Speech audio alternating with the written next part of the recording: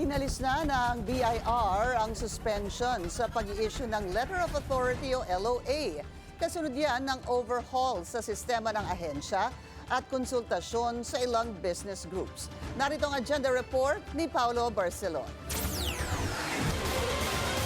Balik audit na ulit ang BIR matapos i-anunsyo ng ahensya ngayong araw na itutuloy na muli ang pag-issue ng Letters of Authority matapos ang malawakang konsultasyon sa business sector. Ayon kay BIR Commissioner Charlie Mendoza, 3 pulisiya ang inilatag para masigurong maiwasan na ang mga pang-aabuso. Una riyan ang bagong polisiya na isang LOA na lang per taxpayer sa kada taxable year at i-consolidate ang multiple audit authorities sa iisang LOA maliban sa ibang exceptions.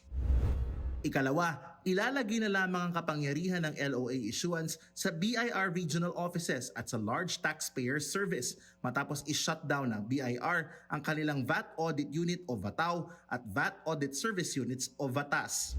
At pangatlo, gagamit na ang BIR ng chatbot para po pwede nang i-verify ng taxpayers kung legit o hindi ang inisyong LOA.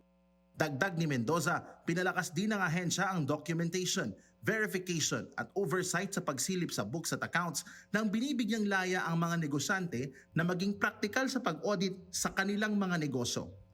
The taxpayer is given reasonable options on the manner and venue of examination if the required records are voluminous and handling and transporting would be impractical, burdensome, or disruptive. Dagdag ng BIR, nasa 2 to 3% ng kabuuang koleksyon nila ng buwis ay nanggagaling sa LOAs.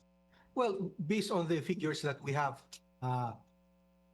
in the last several years, the actual collection from enforcement from letters of authority is around 2 to 3% of the overall total revenue collection of the BIR. So around 97 to 98% comes from voluntary compliance. Ayon kay PCCI Vice President for Trade Brian Ang, masusing binabantayan ng business sector ang magiging galaw ng BIR pagdating sa letters of authority. Ani Ang, implementation is the key.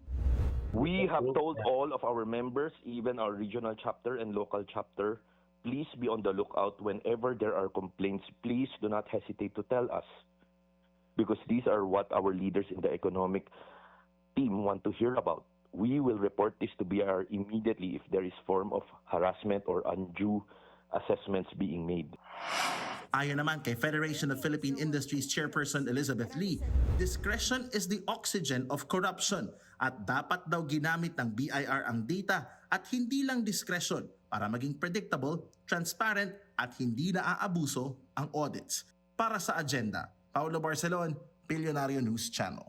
Mag-follow sa aming mga social media accounts at mag-subscribe sa aming YouTube channel para sa pinakahuli at eksklusibong mga balita.